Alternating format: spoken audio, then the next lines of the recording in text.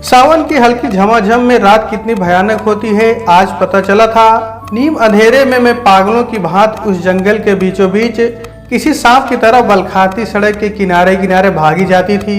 जैसे जैसे गांव पीछे छूट रहा था, पैरों की गति थोड़ी सुस्त पड़ती जाती, पर यदा कदा दूर के कुत्ते के भौंकने की आवाज मेरे पैरों में फिर से बिजली भर देती और मैं लगभग दौड़ पड़ती। मैं किसी भी कीमत पर पकड़ी जाना नहीं चाहती थी। ऐसा नहीं था कि मैं उनसे बहुत प्यार करती थी और उनके बिना मेरी जिंदगी नहीं चल सकती थी।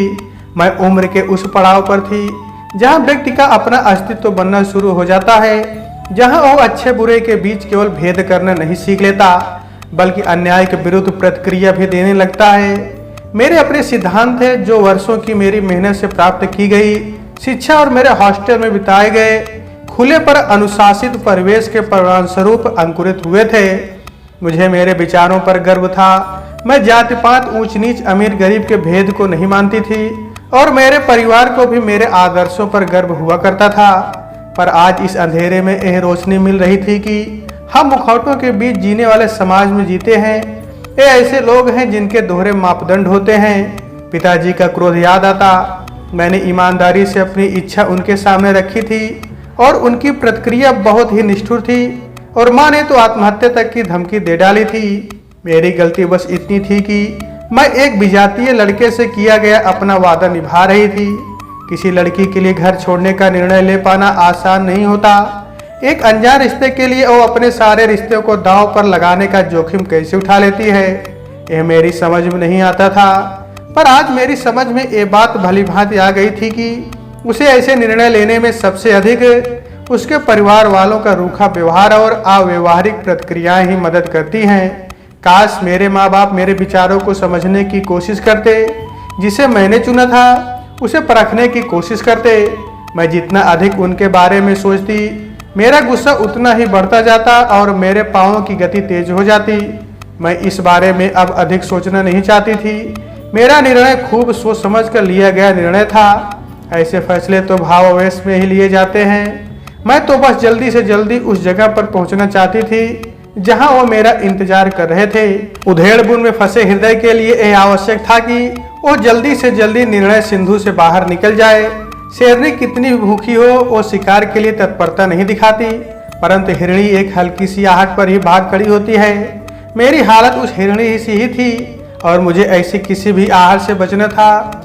घर छोड़ना मेरे साहस की पराकाष्ठा थी और अब एक छोटी सी परीक्षा भी मेरे साहस को झाग की तरह बैठा देने वाली थी। हमारे शुरुआती दिन बड़े खुशनुमा थे। विवाह जीवन में एक महत्वपूर्ण परिवर्तन लेकर आता है, चाहे वो विवाह कैसे भी हुआ हो। ये एहसास कि हम अब हमेशा साथ थे। अब सारे सूर्योदय भी साथ होने थे और सारे सूर्यास्त भी आह्लादित करने वाला था। परंतु मानव जीवन की त्रासदी यह है कि जो चीज इसे प्राप्त हो जाती है उसकी अहमियत कम हो जाती है और जो चीज पीछे छूट जाती है उसकी अहमियत अचानक से बढ़ जाती है। मेरे साथ भी ऐसा ही कुछ हो रहा था। सोचा था कि एक बार घर से निकलूंगी तो वापस मुड़कर कभी नहीं देखूंगी, पर मन बेचैन सा रहता। उनके सामने तो कुछ ना कहती, पर अब प्रेम की सीमा और क्षणभंगुरता समझ में आने लगी थी। एक कमरे का घर था तो करने को कोई भी विशेष काम न था। खाना बनाने में कोई खास दिलचस्पी शुरू से ही नहीं थी, पर जीने के लिए खाना होता है और खाने के लिए पकाना होता है। मैं खाना पकाने के अपने कर्तव्य का निर्वहन कर रही थी तो खाना जुटाने के कर्तव्य का निर्वहन करने की जिम्मेदारी इनकी थी। रोजी रोटी की तलाश में वे बाहर निकलने लगे थे और अकेलेपन का जाल मुझे अपनी क्रूर गिरफ्त में ले लेता। आस पड़ोस के लोग हमें अजीब निगाह से देखते। उनके मन के पूर्वाग्रहों ने मुझे उनसे बहुत ही दूर रखा। पूरा दिन कमरे में बस अजीब अजीब सी हरकतें करती और इनके लौटने का इंतजार करती रहती थी। देर शाम जब ये लौटते तो उसके बाद के पल बहुत सुकून के होते थे। कभी कभी हम दोनों पैदल ही आइसक्रीम खाने के लिए निकल पड़ते। लंबी बातें होती और यह हौसला मिलता कि मुसीबत के ये पल कट ही जाएंगे। हमारे विवाह को 8 माह गुजर गए थे, पर अभी तक हमारे घर वालों ने हमारी खबर लेने का कोई प्रयास नहीं किया था। मेरे अकेलेपन का एहसास और अधिक तीव्र हो गया था। अब पैसे की भी तंगी होने लगी थी और बीच बीच में हमारे बीच कभी कभी नोकझोंक भी हो जाया करती थी। पहले तो ये मनाते थे, पर बाद में इन्होंने मनाना छोड़ दिया था। हाँ, पैर पटकते हुए बाहर निकल जाते। इतने दिनों में यह बात समझ में आ गई थी कि मेरे परिवार वालों के प्रति इनके मन में सम्मान तो शुरू से ही नहीं था। अब सारा दोष भी उन्हीं के माथे पर मढ़ देते। किसी भी लड़की के लिए मायके का ताना असहाय होता है। उस लड़की के लिए जिसने किसी के लिए अपना सब कुछ छोड़ दिया हो, उसके लिए मायके का ताना उसके अपराध बोध को बढ़ा देता है और अंदर ही अंदर उसे चूर कर देता है। मैं कट कर रह जाती थी। मैंने इनसे कुछ भी कहना छोड़ दिया था और मेरी चुप्पी ने इन्हें घर से दूर करना शुरू कर दिया था। वो भी अब चुप ही रहने लगे थे। पहला साल बीते बीते मेरा निर्णय मुझे रात दिन कचोटने लगा था। मेरी हालत उस बच्चे सी थी जो सबके समझाने के बावजूद तैरना सीखने के लिए किसी विशाल झील में उतरने का निर्णय ले लेता है और जब डूब रहा होता है तो उन बातों को याद करता हुआ पछताता है। मैं किसी से मदद नहीं मांग सकती थी क्योंकि मुझे लगता था कि मेरे घर वालों ने भी मेरी खबर इसलिए नहीं ली थी क्योंकि मैंने उनकी इच्छा के विरुद्ध जाकर निर्णय लिया था। मैं हमेशा उनके बारे में सोचती, उनकी निष्ठुरता पर उन्हें कोसती और अपनी भूल पर पछताती। जीवन वैसा बिल्कुल भी नहीं था जिसका हमने कभी सपना देखा था। जो जिंदगी विवाह के 8 महीने में बेरंग होनी शुरू हुई थी वो अब बदरंग हो गई थी। जीवन के इन कठिन क्षणों में मुझे सबसे अधिक अपनी माँ की याद आती और मन में प्रश्न उठता कि क्या वो भी समय की तरह ही निष्ठुर हो गई थी। याद है मुझे कि एक दिन उन्होंने ऑफिस से लौटते ही अपना बैग तैयार करना शुरू कर दिया था। हमारे बीच भले ही बातचीत नहीं होती थी पर जरूरत भर बातें तो हमें करना ही होता था। जब से हम लोग इस शहर में थे, साथ थे, वे कभी भी शहर से बाहर नहीं गए थे। एक बार बगल के शहर में गए भी थे तो शाम होते होते लौट आए थे। इसलिए अचानक से उनका ऐसे बैग तैयार करना मुझे सशंकित कर गया था। बहुत देर तक मैं सब्र से देखती रही थी पर अंततः मैंने पूछा, कहीं जा रहे हैं क्या? हाँ, संक्षिप्त जवाब मिला था। कहाँ? मेरा मन बहुत घबरा रहा था। कल शाम तक लौट आऊंगा, मेरी तरफ देखे बिना उन्होंने कहा था। मैं तब तक उनको जाती हुई देखती रही जब तक वो दिखते रहे। उन्होंने एक बार मुड़कर देखा, मेरी आंखों में आंसू आ गए। कोई आदमी कितना अकेला हो सकता है, ये आज मेरी समझ में आ रहा था। उन्होंने लौट आने को कहा था पर वो नहीं लौटे। 1 दिन 2 दिन। आश्चर्य था कि उनकी चिंता से अधिक प्रबल यह संदेह था कि नहीं लौटना उनका अपना फैसला था। मैंने अपने संदेह में यह भी नहीं सोचा कि उनके साथ कोई हादसा हो सकता था, कोई अनहोनी हो सकती थी। मैं 2-3 दिनों तक आत्मचिंतन में डूबी रही। अब सबसे बड़ा प्रश्न बनकर मुझे मत रहा था। चारों तरफ बस अंधेरा ही अंधेरा था। बहुत देर तक सोचने के बाद भी मैं कुछ ठोस निर्णय पर नहीं पहुंच पा रही थी। मेरा मन रह रहकर उनकी ओर चला जाता। बेख्याली में मैंने अपना फोन उठाया। फोन की स्क्रीन पर उनका मैसेज चमक रहा था, वापस घर लौट जाना। जैसे भादों के महीने में जोरदार बारिश से कमजोर पड़े बांध टूट जाते हैं और जोरदार गरज के साथ बाढ़ का पानी बह निकलता है, वैसे ही महीनों से रुके आंसू बह निकले। मैं फूट फूट कर रोई, तब तक रोती रही जब तक कि मन हल्का नहीं हो गया। आज पता चला था कि ये केवल आज के आंसू नहीं थे, ये वो विष घूंट थे जो कई महीनों से मेरे मन में संचित हो रहे थे। शायद मुझे पहले ही रो लेना चाहिए था, रिश्ते विषैले होने से बच सकते थे। अगले दिन मैंने सबसे पहले वो कमरा छोड़ दिया जहां हम रह रहे थे। मैंने फैसला कर लिया था कि घर नहीं लौटना है, पर इस बार का निर्णय भावावेश में मैंने नहीं लिया था, बल्कि अब जीवन का अर्थ ढूंढना जरूरी हो गया था।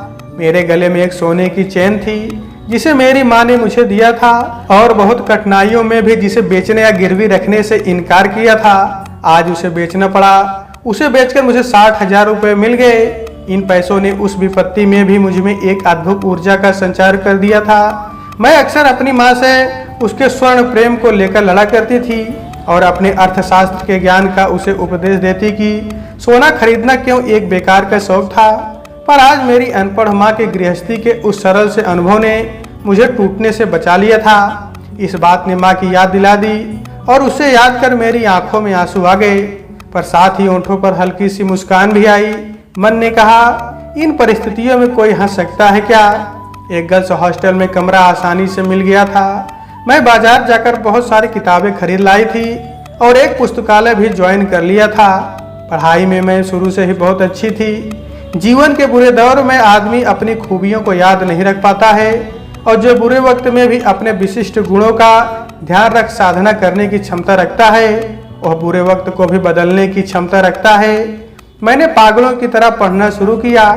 जीवन को लक्ष्य मिल जाने के बाद जीवन की दौड़ साधारण नहीं रह जाती। उसे अर्जुन की तरह केवल चिड़िया की आंख दिखनी शुरू हो जाती है और उसे भेद लेना ही उसके जीवन का परम लक्ष्य हो जाता है। कुछ ट्यूशन मिल गए थे जिससे वक्त भी आसानी से कट जाता था और महीने का खर्च भी निकल जाया करता था। मैं हैरान होकर सोचा करती कि मैं पहले भी ऐसा कर सकती थी, पर प्रेम ने मुझे कैसा आक्रमण बना दिया था कि मेरे पास उनका इंतजार करने के सिवा और कोई कार्य नहीं हुआ करता था। पर एक बात का इत्मीनान था कि मैं झूठे रिश्तों के जाल से बाहर निकल आई थी। मुझे घर से निकले हुए 2 साल बीत चुके थे। इस बीच 1-2 पुराने दोस्तों से बातचीत होने लगी थी। उन्हीं से मुझे पता चला था कि मेरे घर में मेरे बारे में कोई बात नहीं होती थी। मेरे पिताजी ने मेरी सारी तस्वीरों को हटा दिया था और माँ एकांत में भी मेरे बारे में किसी से कुछ नहीं पूछती थी। मेरा मन संसार के इन रिश्तों से उबने लगा था। एक ऐसा असहिष्णु संसार था जो अपने ही बच्चों के प्रति इतना क्रूर व्यवहार कर रहा था। अगर बच्चे कुछ बेहतर कर जाएं तो माता पिता शान से उसकी उपलब्धियां गिनाते हैं। एक कहते उनकी जुबान नहीं थकती कि फला हमारा लड़का है या फला हमारी लड़की है। लेकिन एक कार उनकी प्रतिष्ठा के प्रतिकूल हो जाए तो फिर जीवन भर के लिए उससे नजर फेर लेते हैं। औरत प्रेम से बातें करती रहे, स्वागत में पलक पावड़े बिछाती रहे तो पत्नी थोड़ा मुखर जाए, निराश हो जाए तो वापस घर चली जाना। रिश्ते 2 सिरे वाले होते हैं, पर मैंने एक छोर वाले रिश्तों को ही देखा था, इसलिए अब नए रिश्तों के लिए मन में वितृष्णा सी हो गई थी। इस बीच मेरी परीक्षाएं आ गई। मैंने पूरा जोर लगा दिया। आज परिणाम आने वाले थे। दोपहर 2 बजे परिणाम प्रकाशित हुआ। सूची में सबसे ऊपर अपना नाम देखकर खुशी से मन गदगद हो गया, पर आंखों की कोरे भीग गई। मित्रों ने बधाई दी और किसी से बधाई की कोई उम्मीद भी नहीं थी। साक्षात्कार भी बहुत अच्छा रहा और मेरा चयन हो गया। मैं भारत की सर्वोच्च सेवा भारतीय प्रशासनिक सेवा में पूरे देश में प्रथम आई थी।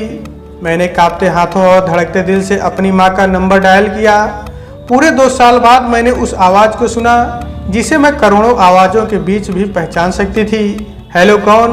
माँ की आवाज सुनकर मेरा दिल भर आया। बहुत देर तक फोन पर चुपचाप सुबकती रही। माँ को शायद आभास हो गया था कि फोन पर मैं ही थी। तुमने ये क्या कर दिया मुनिया? उसने कहा था। फिर मैंने फोन काट दिया था। माँ ने भी वापस फोन नहीं किया था। मैं उनके परिवार के लिए कलंक का और टीका थी जिसे कोई भी तथाकथित सम्मानित परिवार अपने भाल पर लगाना नहीं चाहेगा। उन्हें शायद अपनी 2 अविवाहित बेटियों का ख्याल उस बेटी से अधिक था जो संसार की निर्दयी भीड़ में अपनी मर्जी से कहीं गुम हो गई थी।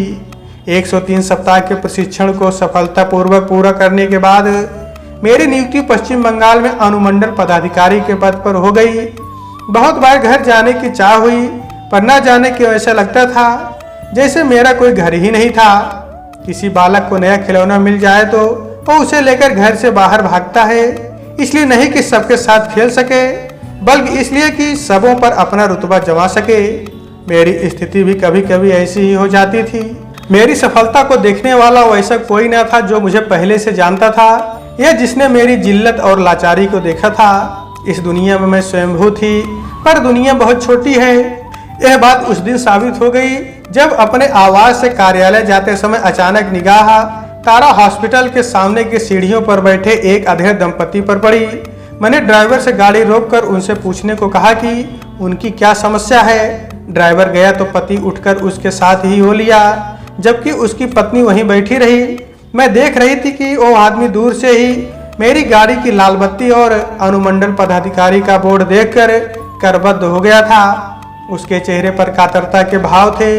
वो हाथ जोड़े ही मेरे पास आया और सिर झुकाकर बोला, साहब, डॉक्टर ने बताया है कि मेरी पत्नी को कैंसर है। यह सुनकर पांव ही नहीं चल रहे और हम सीढ़ियों पर बैठकर अपने भाई की निष्ठुरता के बारे में विचार कर रहे थे, पर मैं गाड़ी से उतरकर उस औरत की तरफ बढ़ चुकी थी। माँ, उस अधेड़ महिला ने सिर उठाकर देखा।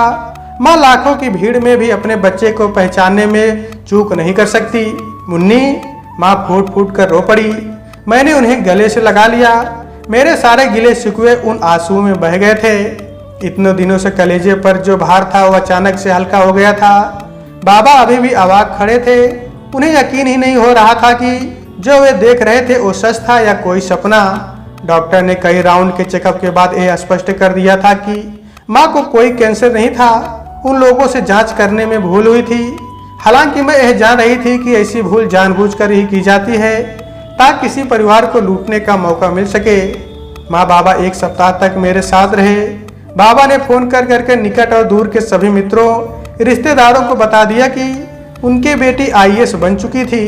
उनकी आवाज में गर्व का पुट साफ साफ महसूस किया जा सकता था। माँ की खुशी का कोई ठिकाना नहीं था।